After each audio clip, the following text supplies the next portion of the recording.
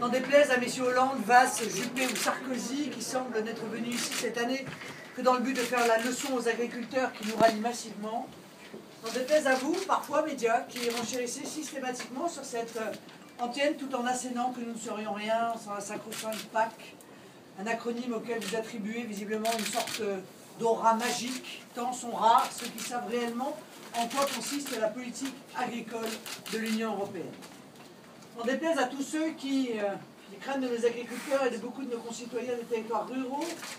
considèrent que ces craintes ne relèveraient que d'obscurs fantasmes que nous instrumentaliserions de manière populiste. Notre agriculture vit une crise de très grande ampleur qui remet en question la survie à court terme d'une majorité des exploitations françaises, de celles et de ceux qui en vivent, directement ou indirectement, et au-delà des territoires ruraux et des petites villes qui en dépendent. Au risque de me répéter, permettez-moi de vous rafraîchir un peu la mémoire pour l'agriculture française. L'Union européenne, c'est quoi?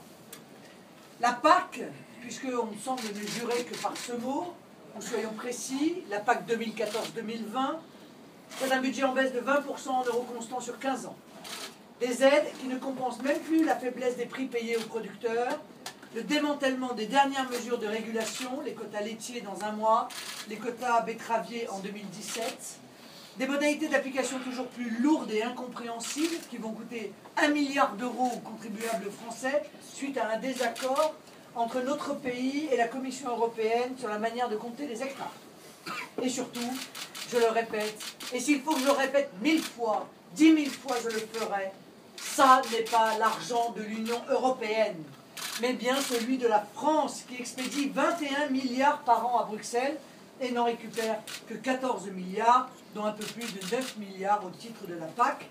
et doit de surcroît les utiliser selon les modalités de plus en plus coûteuses et aberrantes.